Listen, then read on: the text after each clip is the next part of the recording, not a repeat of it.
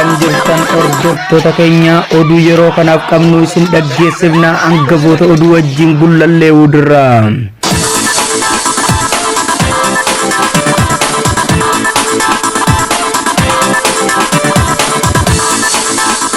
Walaloo uummata Oromoo Wallootiif ergame.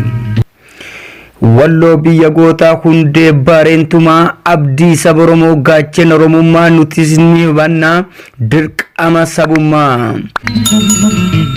Kamisee fi baatee harxummaa fi fursee daawwee fi qoriidha jiillee fi sanbatee biyya sabboontota abdii saba Oromoo burqaa madda gootaa sanyii warqituudha onnee Oromoota. Walloo waliin kaane dirmannaa sabaadha seenaa boonsaa qabna galmee sabaa irraa kaleessas ni jirra hardhas lammiif jirra. Raayyaa fi azaboo burqaa Oromummaa jaalattoota sabaa daawwitii tokkummaa hambaa saba Oromoo kuudhama Oromummaa.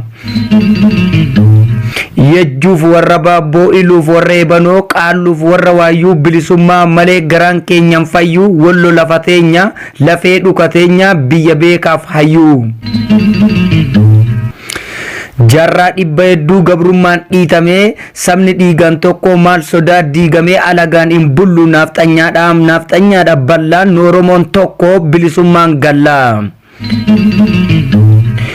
Wallo moo ameen beeku moo eeggala malee wallo biyya gootaa seenaa qaba kalee nadaqabaa jedhee Harargee fi Baalee manatu gubatee dhabee jira dawaa maalirraa cal'istu kan Arsii fi Shawaa nageenyi dhabamee addaan cite hojiin quba nu qabaadha Booranaa fi Gujiin nu dhaqqabaa jedha nutu waliif dhimma inafinaa koottaa kaniluu fi Jimma baate gubataaraa akka beektan bakka Oromoo ta'uun keenya erga ta'ee yakka dafii naa dirmadhu Amboo fi Wallagga Oromiyaan teenya Oromummaan hayyu teessee nallaalinii dhageette karrayyuu wal malee maal qabnaa dhiphaas ta'uu balloo isiniin jedheera Oromoonni Walloo.